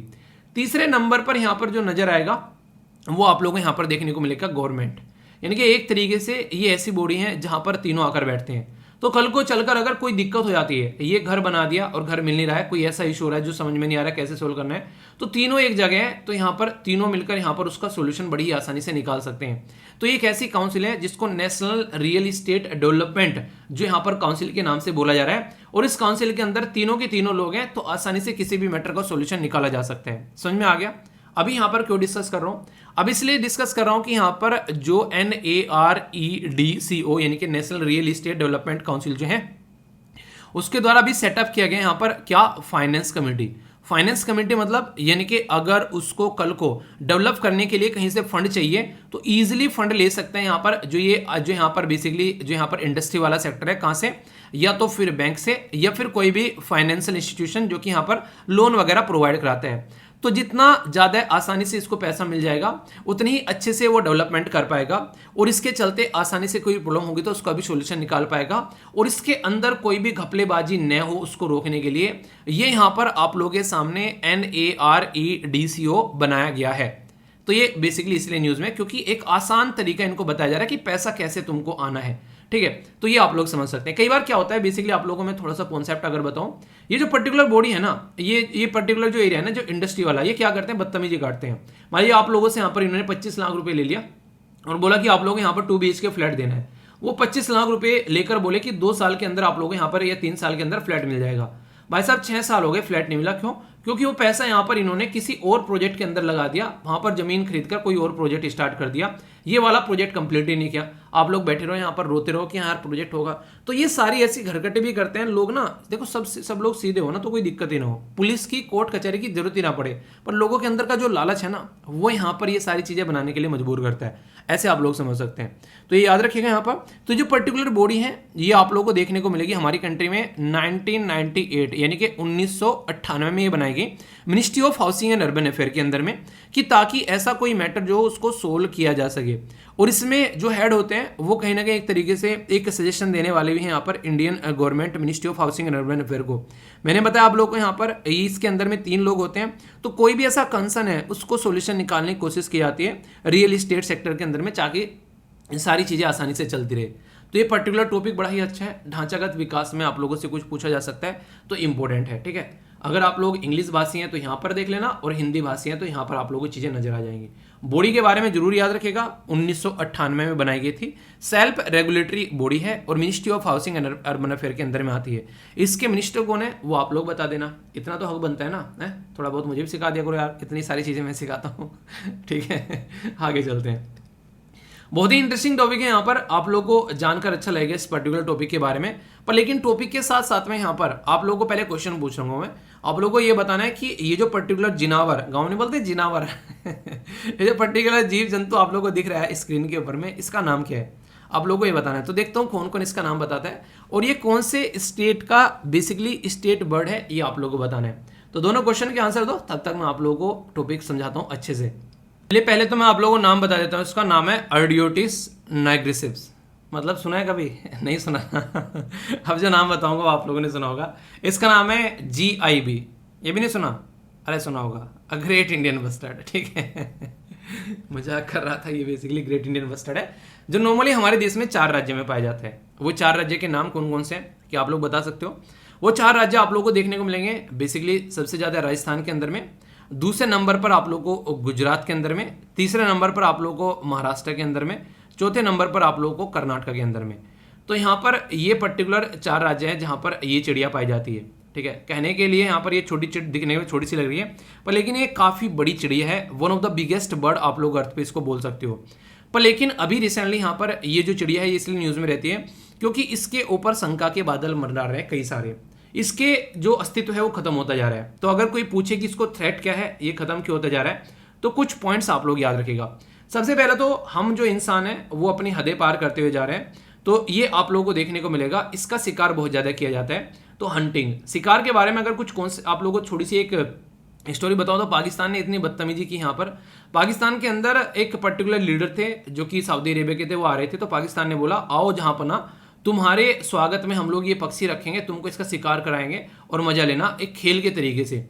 ये आज की डेट में पक्षी क्रिटिकली इंडेंजर्ड में है, यानी कि उंगलियों पर गिन सकते हैं आप लोग इसको, ये खत्म होने वाला है। और पाकिस्तान बोल रहा है कि आओ जहां पर ना तुमको हम लोग इसका शिकार करवाते हैं। सुनने के बाद में गुस्सा बहुत आया, पर कुछ हाथ में नहीं था वरना सुधार देते उसको। ठीक है, तो यहाँ पर सबसे खतरनाक तो ये हंटिंग हो रही है। दूसरे नंबर पर जो सबसे खतरनाक चीज है इनके लिए वो हैबिटेट लॉस, यानी कि जहां पर ये रहते हैं इनका घर ही छीन लिया यार हम लोगों ने।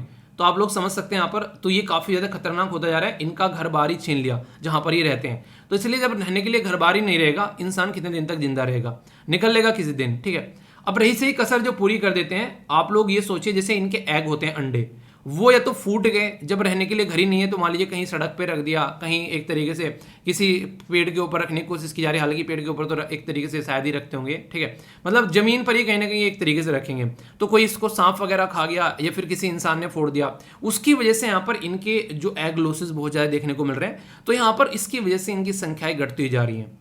जो अब रही सही कसर पूरी है, एक इंसान जो है पक्षी है, वो बेचारा इंसान नहीं, मतलब एक चिड़िया जो है पक्षी है, वो बेचारा उड़ने की कोशिश करेगा।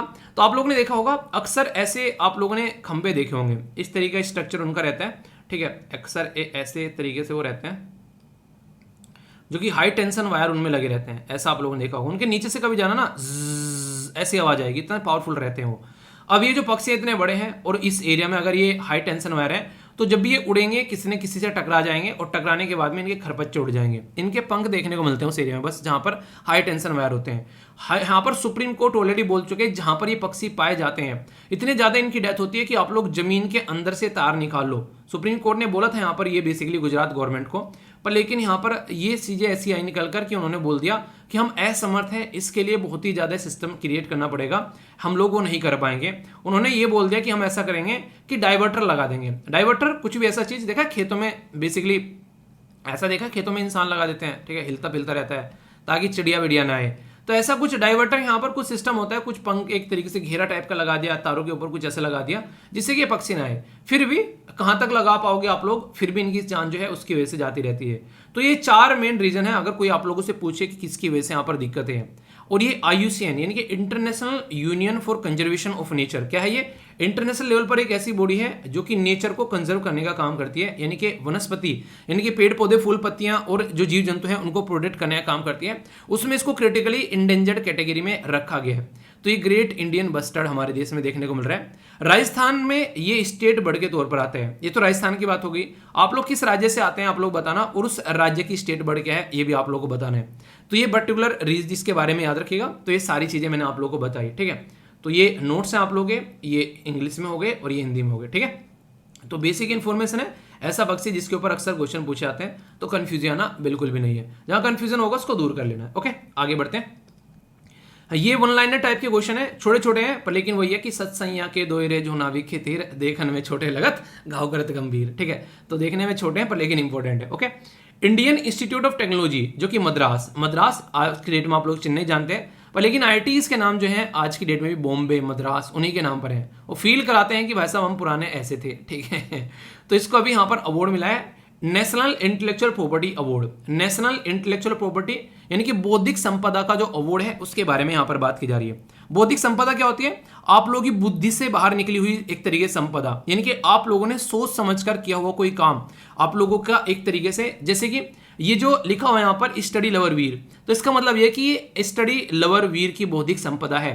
यानी कि कहीं ना कहीं बोल सकते हैं कि यहाँ पर एक तरीके से कि कोई अगर इसको इस्तेमाल करेगा तो एक तरीके से एसएलवी से परमिशन लेकर इस्तेमाल करेगा, अगर उसके अलावा कोई यहाँ पर इसको इस्तेमाल करता है बिना परमिशन लिए तो उसके खिलाफ जो है एक्शन लिया जा सकता है, क्योंकि मेहनत किसी और ने की है। जैसे मैं आप लोगों को ये सारे lecture free of cost provide कराता हूँ, सोचो ये लेक्चर कोई डाउनलोड करके अपने कोर्स में डालकर बेचने लगे और बोलने लगे कि यार यहाँ पर ये करंट अफेयर यहाँ से कवर हो जाएगा, आप लोगों का बड़ी अच्छे टीचर पढ़ा रहे हैं, ठीक है। मतलब यहाँ से उठाए सारे डाउनलोड किए और अपना कोर्स के अंदर डाल के मस्त बेचे। आप लोग भी जो फेस तो किसी को दिख नहीं रहा है यहाँ पर, ठीक है, और सामने वाला जो एंजॉय कर रहा है कह रहा है कि यार वाह, आप लोग भी सुनोगे वाह यार लेक्चर तो अच्छे हैं, मतलब करंट अफेयर समझ में आ रहा है, बहुत अच्छे टीचर है। पर आप लोग क्या पता कि फ्री में ठग लिया गया आप लोगों को, यहाँ पर पैसा आप लोगों ने दे दिया है उस चीज के लिए जो ऑलरेडी मार्केट में फ्री पड़े हुए हैं। तो ये एक तरीके से ऐसे काम मैं बता नहीं रहा हूं, उदाहरण दे रहा हूं, ऐसा काम हो रहा है। कई सारे बच्चों ने कई सारे ऐसे कोर्सेज के बेसिकली स्क्रीनशॉट लेकर सेंड किए जहां पर इकोनॉमिक्स के कुछ लेक्चर, पॉलिटी के कुछ लेक्चर, कई सारे इंस्टीट्यूशन क्या कर रहे हैं, टीचर नहीं रख रहे हैं, उठा के यहां से अपने कोर्स में डाल दे रहे हैं और उनको बाकायदा बेच रहे हैं। तो ऐसी चीजें देखने को मिल रही हैं। तो ये हरकतें कई बार काफी अंदर से दुख देती हैं, पर लेकिन इनके ऊपर एक्शन लिया जाएगा। ऐसे करता कोई पाया जाता है तो आप लोग studyloverveer@gmail.com पर मुझे सेंड कर सकते हैं, ठीक है। क्योंकि कई सारे ऐसे पीछे से मैंने अभी आप लोगों से डिस्कस भी किया था, मतलब मैं आप लोगों को यहाँ पर फ्री में प्रोवाइड करा रहा हूँ और वही चीजें वो बच्चों को बेच रहे हैं। मान लीजिए 5 सब्जेक्ट पढ़ाने हैं किसी को, 5 में से एक खुद पढ़ा दिया, एक का टीचर रख लिया, बाकी के जैसे पॉलिटी के यहाँ से उठा लिए, इकोनॉमी की भी कुछ यहाँ पर एक बच्चे ने बोला था कि सर इकोनॉमी की जो एनसीईआरटी पढ़ा रखी है वो भी कोर्स में डालकर बेच रहा है कोई इंसान। तो ऐसी ऐसी हरकतें देखने को मिलती हैं, तो ये गलत है यहाँ पर, इसलिए इंटेलेक्चुअल प्रॉपर्टी के बारे में बात की जाती है, ठीक है। तो ये कॉपीराइटेड कंटेंट है किसका? ये एसएलवी का, क्योंकि एसएलवी के द्वारा यहाँ पर ये बनाया गया है, ऐसा आप लोग समझ सकते हैं, ठीक है। तो इसके लिए अवार्ड है यहाँ पर, इसके बारे में आप लोग याद रख सकते हैं। एक कई सारे बच्चे तो सलाह देते हैं कि सर ये कोर्स आपका बेच रहे हैं ले लेके, सर इसका क्या किया जाए, कुछ सोल्यूशन नहीं गया।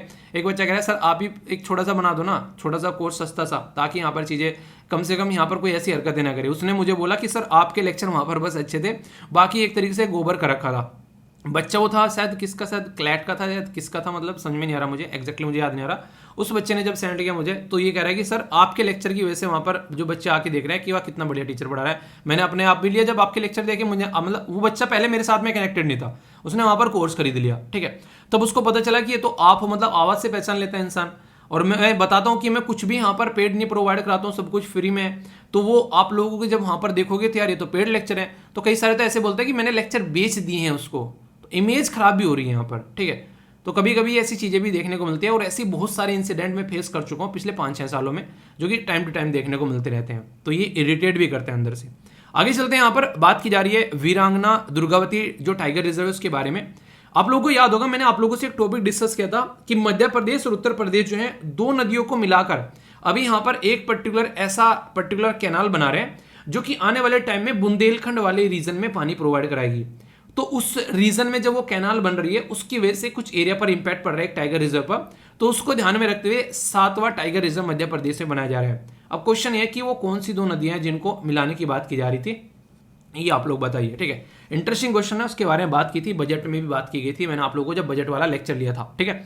Ministry of chemical and fertiliser के द्वारा प्रधानमंत्री भारतीय जन फर्टिलाइजर प्रोजेक्ट यानी कि उर्वरक ये परियोजना ये लॉन्च की गई, ये आप लोगों को पता याद रखना है। तो ministry of chemical and fertiliser, ठीक है। तो एग्रीकल्चर रहेगा पहला ऑप्शन, तो आप लोग बोलोगे एग्रीकल्चर ही होगा यार, एग्रीकल्चर की बात करें ना भैया, एग्रीकल्चर ना होगा, ठीक है, याद रखिएगा।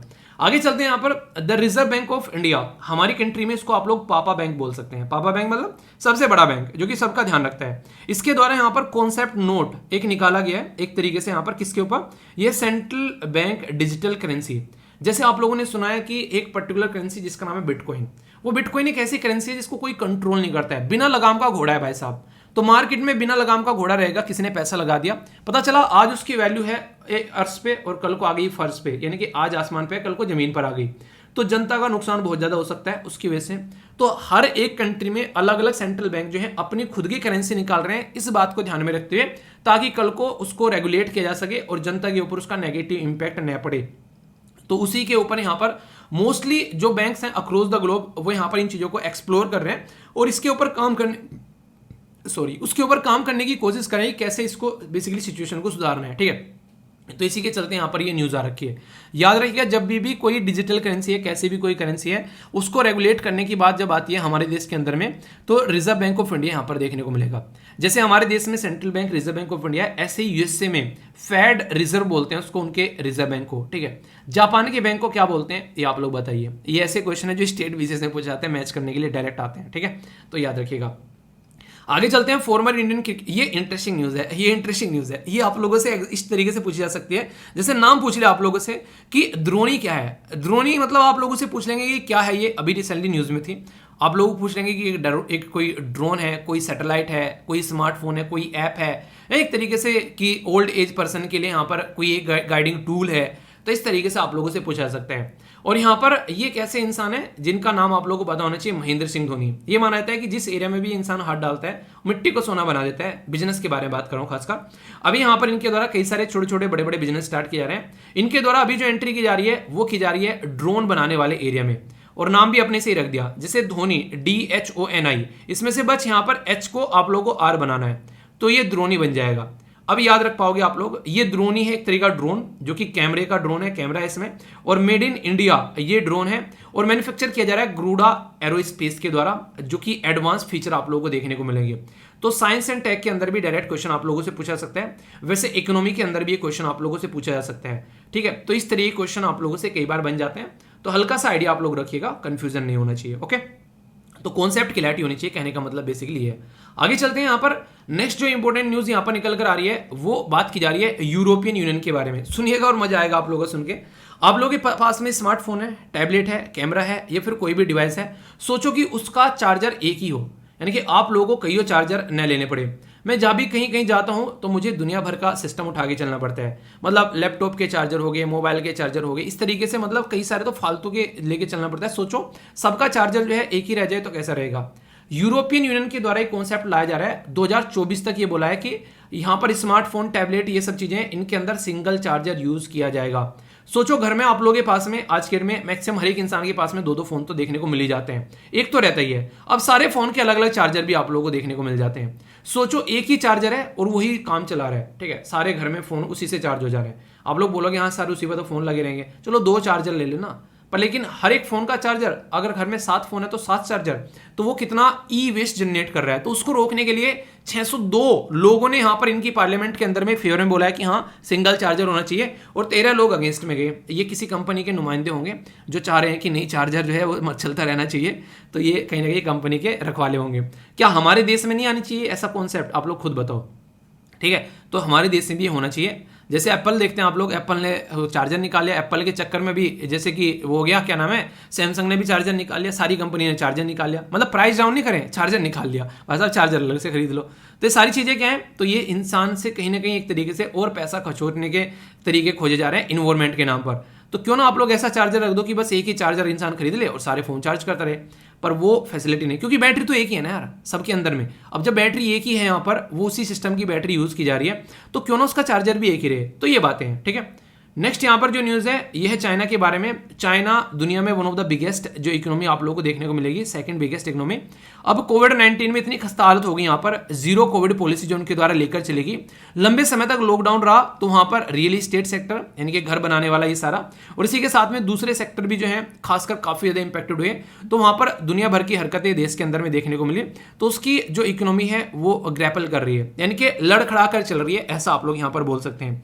तो इसी के बारे में यहाँ पर ये न्यूज़ है, ठीक है। तो इसके बारे में बेसिक इन्फॉर्मेशन है, याद रखिएगा। आगे चलते हैं, कुछ क्वेश्चन है काफी इंटरेस्टिंग। जैसे कि यहाँ पर ये जो क्वेश्चन है बोला जा रहा है कि एक ऐसा राज्य बताओ जो बेस्ट परफॉर्मर है स्टेट सेफ्टी के बारे में। जब आप लोग बात करते हैं यानी कि स्टेट के अंदर में जो सेफ्टी होती है ना, वहां पर रोड एक्सीडेंट काफी कम होते हैं। तो अगर आप लोग इस राज्य से आते हैं तो आप लोग सुरक्षित हैं, सड़क पर कोई ठोकर नहीं जाएगा। केरला, तमिलनाडु, गुजरात या फिर राजस्थान, कौन सा राज्य है ये आप लोगों को बताना है। नेक्स्ट इंटरेस्टिंग क्वेश्चन आप लोगों के सामने, जो हिंदी भाषी है वो हिंदी में देख लिया करिए, वैसे मैं हिंदी में ही बोलता हूं तो उसमें कोई प्रॉब्लम नहीं होनी चाहिए।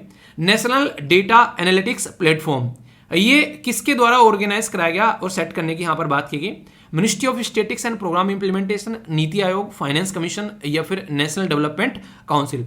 सही आंसर क्या है, ABCD, ये आप लोगों को बताना है। नेक्स्ट क्वेश्चन ये काफी इंटरेस्टिंग है। हमारी कंट्री में कॉरपोरेट यानी कि जो एक तरीके से जो प्राइवेट सेक्टर उसके साथ मिलकर जो ट्रेन चलाई जा रही है, उसमें अभी 2 ट्रेन ऑलरेडी चल चुकी हैं, तीसरी ट्रेन के बारे में बात की जा रही है। इसका नाम है क्या, बताऊंगा नहीं, पूछूंगा, ठीक है। तेजस एक्सप्रेस, काशी महाकाल एक्सप्रेस, इसी के साथ में काशी इंदौर एक्सप्रेस, और नेक्स्ट है काशी विश्वनाथ एक्सप्रेस। तो सही आंसर क्या है, जो तीसरी ट्रेन अभी चलाई जा रही है, ये आप लोगों को बताना है। एक और इंटरेस्टिंग क्वेश्चन है यहाँ पर, 5 T's मतलब कोविड-19 से लड़ने के 5 तरीके।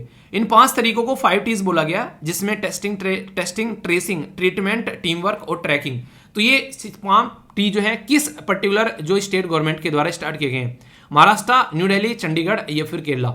सही आप लोगों को बताना है। और किसके लिए है, याद रखिएगा, कोविड-19 को टैकल करने के लिए है। तो कोविड-19 अभी क्या नहीं है, मास्क यूज कर लेना अच्छे से, अभी और दिक्कतें आने वाले टाइम में देखने को मिलने वाली है, ठीक है। तो ये 4 क्वेश्चन है। एक क्वेश्चन आप लोगों के सामने CSET का है, इसको आप लोग अटेम्प्ट करो, फिर आंसर बताता हूं। तब तक हम लोग यहाँ पर जिक्र कर लेते हैं किसके बारे में, पार्लर के बारे में। आइए आप लोगों को पार्लर लेकर चलता हूँ। किस किस को फेशियल करवाना है या फिर क्या क्या बोलते हैं उन्हें, कई बार कि यहाँ फेशियल और पता नहीं क्या क्या जो भी करते हैं वहाँ पर, ठीक है। तो उसके बारे में बेसिकली उससे कनेक्टेड कर आप लोग इसको याद रख सकते हैं। ये कहने के लिए यहाँ पर पार्लर आप लोगों को लग रहा है, पर लेकिन रियलिटी में यहाँ पर क्या है, ये है पार्लर, ठीक है। तो मतलब एक तरीके से यहाँ पर इसके बारे में आप लोग याद रखिएगा। क्वेश्चन भी आप लोगों से पूछा जा सकता है यहाँ पर, ये पर्टिकुलर रिवर है, तो ये पर्टिकुलर रिवर जो है ये किस किस राज्य से होकर गुजरती है, पहले तो आप लोगों को ये पता होना चाहिए। ये रिवर होकर गुजरती है 3 राज्य से। एक राज्य है यहाँ पर कर्नाटका, जिसमें से होकर गुजरती है। दूसरा राज्य आप लोगों को यहाँ पर देखने को मिलेगा तमिलनाडु, और तीसरा राज्य आप लोगों को यहाँ पर देखने को मिलेगा आंध्र प्रदेश। तो सबसे ज्यादा जो ये होकर गुजरती है वो गुजरती है तमिलनाडु में, लगभग 222 किलोमीटर। नेक्स्ट यहाँ पर आप लोगों को देखने को मिलेगा ये बेसिकली तमिलनाडु, अच्छा तमिलनाडु में, ठीक है। नेक्स्ट आप लोगों को देखने को मिलेगा आंध्र प्रदेश में लगभग 33, और नेक्स्ट कर्नाटका में लगभग 93। टोटल लेंथ कितनी है इसकी, वो है 348 लगभग के करीब आप लोगों को देखने को मिलेगा।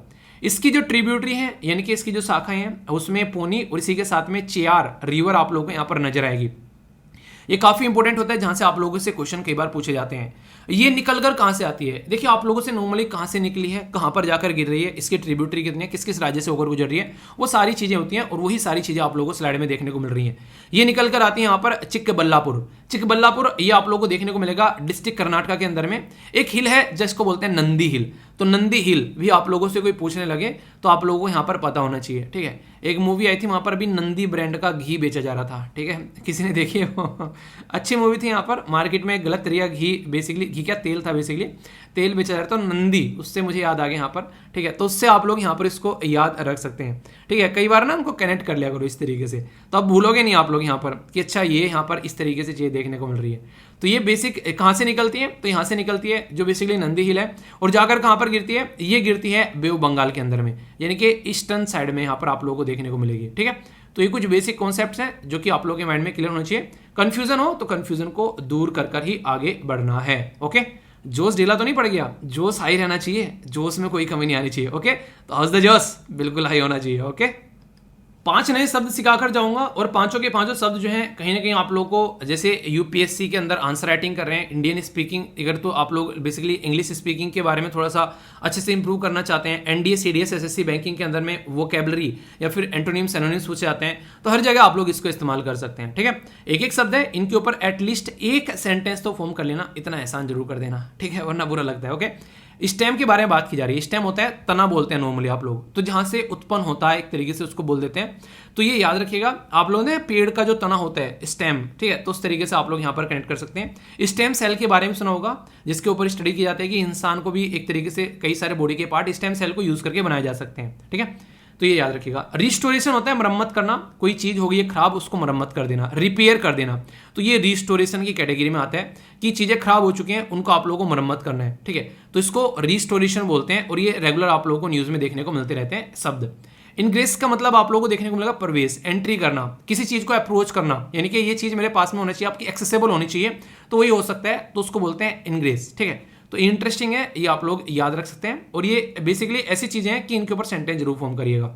इंटरेस्टिंग शब्द है यहाँ पर, अभी मैंने हैबिटेट के बारे में बोला, जहां पर लेते हैं, यहाँ पर बात की जा रही है इनहेबिशन, यानी कि निषेध, यानी कि रह नहीं सकते, रोकना, ये नहीं हो सकता, ऑब्स्ट्रक्शन, रुकावट, एक तरीके से इंपेडिमेंट, हिंड्रेंस, ये सारी चीजें आप लोगों को यहाँ पर देखने को मिलती है। तो ये इनहेबिशन जो आप लोगों को देखने को मिल रहा है, तो ये शब्द का मतलब निषेध, यानी कि ये काम आप लोग यहाँ पर नहीं कर सकते। ठीक है, फ्यूचरिस्टिक का मतलब क्या होता है कि एक तरीके से किसी चीज को भविष्य के पॉइंट ऑफ व्यू से ध्यान में रखना चलना। ठीक है, तो फ्यूचरिस्टिक टेक्नोलॉजी आप लोगों ने सुना होगा, इनोवेशन किए जाते हैं अलग अलग तरीके की मॉडर्न टेक्नोलॉजी, तो सारी फ्यूचरिस्टिक कैटेगरी में आप लोगों को देखने को मिलते हैं। पांचों के ऊपर सेंटेंस फॉर्म नहीं करना है, तो कम से कम एक सेंटेंस जरूर फॉर्म कर लेना, क्योंकि यार ये चीजें जब बनाई जाती है ना, पढ़ाई जाती हैं, ये पहले बनाई और फिर पढ़ाई और फिर इनको डिकोड किया, फिर अपलोड किया, उसके बाद में भी आप लोग पार्टिसिपेट नहीं करते हो तो फिर दुख होता है। ठीक है, जो बच्चे पार्टिसिपेट कर रहे हैं फिर उनका सिलेक्शन होगा, फिर आप लोग बोलोगे यार उनका सिलेक्शन हो गया, हमारा रह गया। बच्चे वही हैं, टीचर वही हैं, पढ़ाने वाला सब वही है, सही सब मटेरियल वही मिल रहे हैं सबको, कुछ के सिलेक्शन हो जा रहे हैं, कुछ के नहीं हो रहे हैं, तो आखिर कुछ तो रीजन होगा, आप लोग खुद देखो क्या रीजन होगा। तो इसलिए सेंटेंस जरूर फॉर्म किया करो, अच्छा लगता है। ओके, आंसर क्या है यहाँ पर एक बार देख लेते हैं, ताकि आप लोग जो है इनको याद रख पाओ। तो तमिलनाडु वो राज्य है जहां पर कोई भी एक्सीडेंट वगैरह जो होता है उसको कम से कम आप लोगों को देखने को मिलेगा, अच्छे से लोगों की सुरक्षा नजर आती है। दूसरा यहाँ पर ये जो सिस्टम बेसिकली देखने को मिल रहा है NDAP, ठीक है, ये है नीति आयोग का, तो इसके बारे में आप लोग याद रखिएगा। नेक्स्ट यहाँ पर बात की जा रही है, तो ये याद रखिएगा, इसका आंसर है बी, ये है काशी महाकाल एक्सप्रेस, तीसरी कॉर्पोरेट जो ट्रेन चलाई गई यहाँ पर। तो यहाँ पर IRCTC जो है इंडियन रेलवे के साथ में यहाँ पर ये मिलकर काम किए जा रहे हैं, जिससे कि ऐसा सिस्टम आप लोगों को देखने को मिल रहा है। कोरोना को कंट्रोल करने के लिए दिल्ली के द्वारा 5T प्लान यहाँ पर लेकर आया गया। ठीक है, और ये जो क्वेश्चन है इसका आंसर आप लोग यहाँ पर देखने को मिलेगा ए, यानी कि 20। तो ये आप लोग यहाँ पर समझ सकते हैं, कोई भी डाउट माइंड में नहीं होना चाहिए। बाकी शानदार तरीके से आंसर देते तो आप लोग भी SLV कमांडो यहाँ पर बन सकते हैं। और विराट कोहली जी के द्वारा दीपावली अच्छी रही, तो ऐसे ही आप लोग गोवर्धन पूजा भी सेलिब्रेट करना, अपना काम कंप्लीट करना है यार, उसको अच्छे से कंप्लीट करने के बाद में कोई भी काम आप लोग को देखना है। तो इसी तरीके से एंजॉय करते रहिए, अपना ध्यान रखिए। तो बड़ों को नमस्ते, छोटों को प्यार, छोटी सी लाइफ एंजॉय करा, और फीडबैक जरूर देकर जाना। ठीक है, कोई भी कंफ्यूजन हो तो उसको दूर करके जाना है, क्योंकि यहाँ पर आए हो तो कंफ्यूजन लेकर मत जाना। ठीक है, PDF टेलीग्राम से डाउनलोड कर लेना। आसपास सफाई रखो, पानी और पेड़ पौधों को सेव करो, पॉलिथीन और प्लास्टिक वगैरह बिल्कुल यूज नहीं करना है, और इसी तरीके से लाइफ को एंजॉय करते हुए जोश के साथ में आगे बढ़ना है। तो मौज लो, रोज लो, नहीं मिले तो खोज लो। जय हिंद।